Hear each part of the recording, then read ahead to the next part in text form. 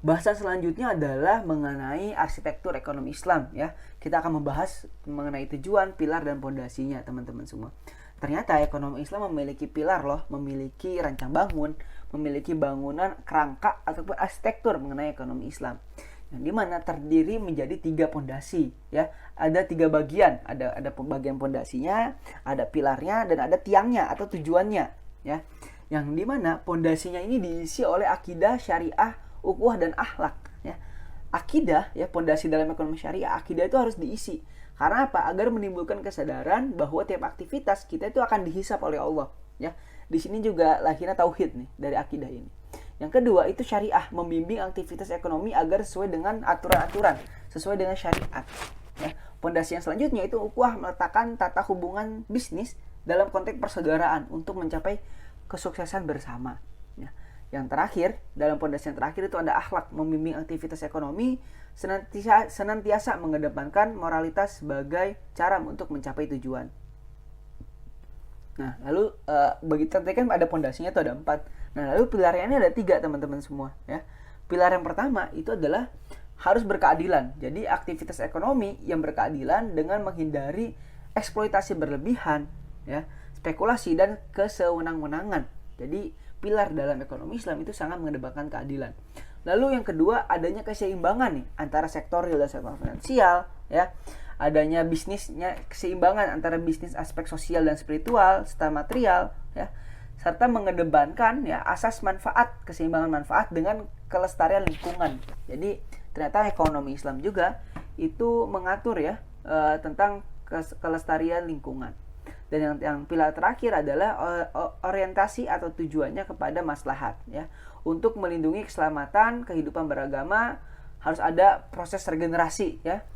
Lalu juga perlindungan jiwa, harta, dan akal ya. Jadi itu 3 pilar mengenai keadilan, keseimbangan, dan keselamatan. Yang tujuannya dari adanya pondasi dan pilar tersebut, tujuannya hanya satu yaitu apa? Falah ya. Falah itu untuk mencapai kesejahteraan ya, untuk mencapai kemenangan, untuk mencapai kesejahteraan material dan spiritual ya, agar tercapainya dari tujuan ekonomi syariah, agar tercapainya kesejahteraan yang mencangkup kebahagiaan spiritual dan kemakmuran material pada tingkat individu atau masyarakat. Nah, inilah yang akan dibahas dalam mikroekonomi Islam. Bagaimana tiap individu masyarakat itu bisa makmur secara bahagia secara finansial dan secara spiritual, dan makmur secara material.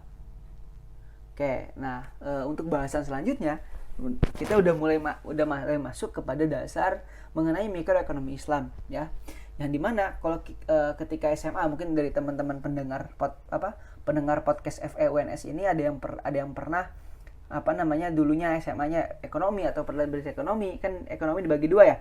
Ada ekonomi makro dan ekonomi mikro. Nah, seperti yang kita tahu bahwasanya ekonomi mikro ini membahas mengenai perilaku konsumen dan perusahaan ya, yang dimana artinya ekonomi mikro Islam ya, atau ekonomi Islam yang mikroekonomi Islam ini kita lebih membahas mengenai perilaku konsumen dan perusahaan serta penentuan harga-harga pasar sesuai dengan batasan-batasan syariah atau Islam.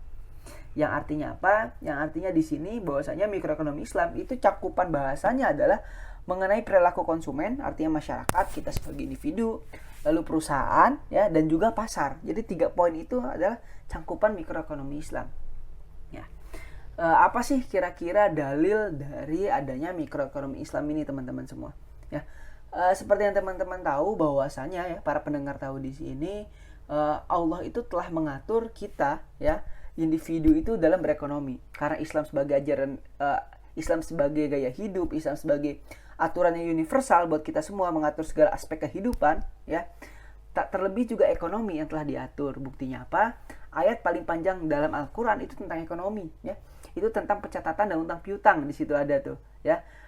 Yaitu Al-Baqarah 282. Lalu juga ayat tentang mengenai individu bagaimana tidak boleh melakukan riba. Di situ ada 4 tahap larangannya ya. Bahkan Allah secara jelas mengatakan bahwasanya Allah menghalalkan jual beli dan mengharamkan riba. Ya. Lalu juga Allah menyuburkan sedekah dan menghancurkan riba, dalam Al-Quran juga tuh dijelaskan. Nah, yang paling detail adalah bagaimana dalam Al-Quran itu menotes bagaimana perilaku konsumen itu seperti apa seharusnya ya. Perusahaan itu seharusnya seperti apa ya, dalam bertingkah di suatu pasar tersebut ini diatur dalam Al-Quran dalam surat Al-Mutaffifin. Ya, ini bahasan ekonomi Islam banget lah, ya. Bahwasanya dalam surat Al-Mutaffifin itu dikatakan intinya kita nggak boleh curang, ya. Dalam surat Al-Mutaffifin dikatakan celaka besarlah bagi orang-orang yang curang, yaitu orang-orang yang apabila menerima takaran dari orang lain, mereka minta dipenuhi, dan apabila mereka menakar atau menimbang untuk orang lain, mereka mengurangi. Tidakkah orang-orang itu yakin bahwa sesungguhnya mereka akan dibangkitkan pada suatu hari yang besar, yaitu ketika manusia berdiri menghadap Rabb semesta alam. Surah Al-Mutaffifin ayat 1-6. Nah, di sini relate banget kan teman-teman, bahwasanya Allah melarang menota di sini celaka bagi orang-orang curang. Ini kan mengenai tentang perilaku konsumen dan perusahaan, ya, orang-orang yang curang. Dan di sini disadarkan bahwasanya tidakkah orang-orang curang itu ingat sesungguhnya mereka akan dibangkitkan.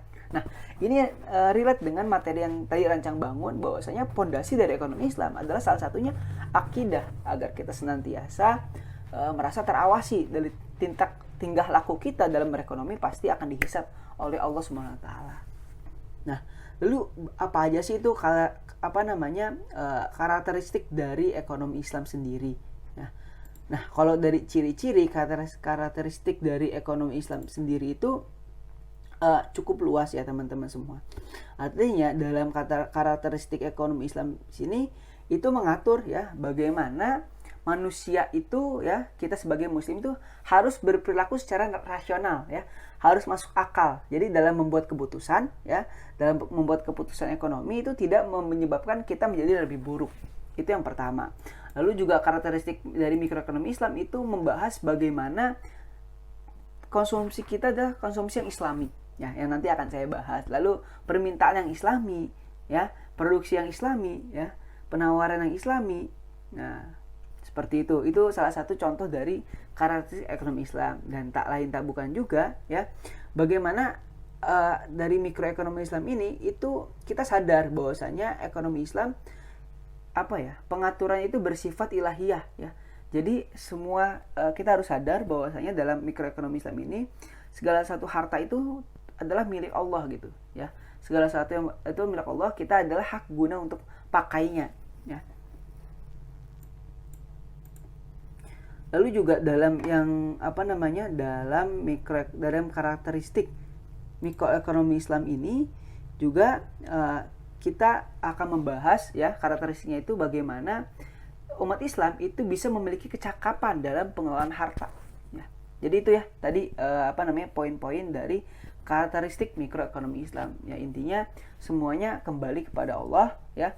Kita sebagai manusia, ya, bagaimana caranya memiliki harta yang berkah dan juga memiliki kecakapan harta dan mengelolanya. Nah, ini yang dibahas dalam mikroekonomi Islam.